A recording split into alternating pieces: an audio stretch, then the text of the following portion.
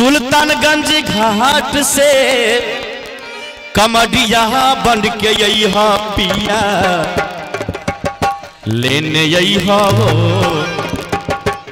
लेने यही हो पिया टिकली बाबा धाम से लेने यही हो पिया टिकली बाबा धाम से। सुल्तानगंज सा कवड़िया बनी आई हो पिया ले आई हो पिया टिकली बाबा धाम के ले आई हो पिया टिकली बाबा धाम के। टिकली बाबा धाम से वो टिकली बाबा धाम के हो टिकली बाबा धाम से हो लेने आई हो बाबा टिकली बाबा धाम से लेने आई हो पिया टिकली बाबा धाम से।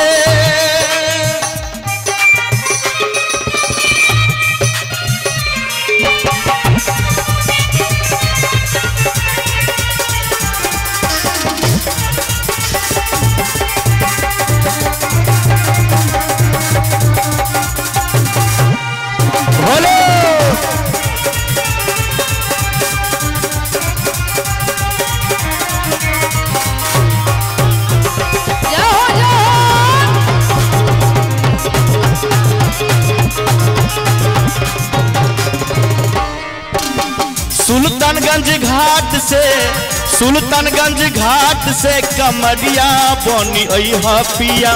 सुल्तानगंज घाट से कमरिया बन के आई पिया लेने आई हो पिया सिंदूर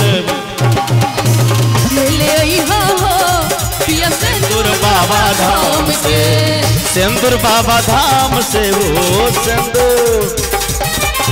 सिंदूर बाबा धाम के हो लेने आई हो पिया सिंदूर बाबा धाम से लेने आई हो पिया सिंदूर बाबा धाम से।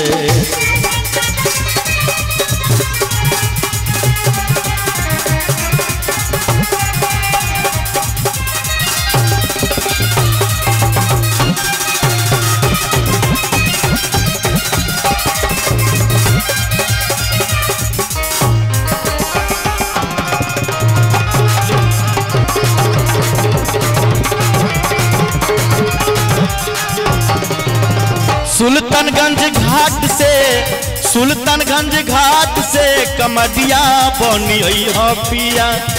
ए पिया ओ सुल्तानगंज घाट से कमरिया बनी आई पिया लेने आई हो और कहती अपना पति से का कहती है हमारे लिए शंखा चोरी लई हो सिंदूर लई हो टिकली लई हो आ बबुआ सब ले प्रसादी लई हो लेने आई हो पिया चूड़ी बाबा धाम से ले आई हो पिया चूड़ी बाबा धाम के चूड़ी बाबा धाम से हो चूड़ी लाठी बाबा धाम से हो लेने आई हो पिया लाठी बाबा धाम से ले आई हो पिया लाठी बाबा धाम से लाठी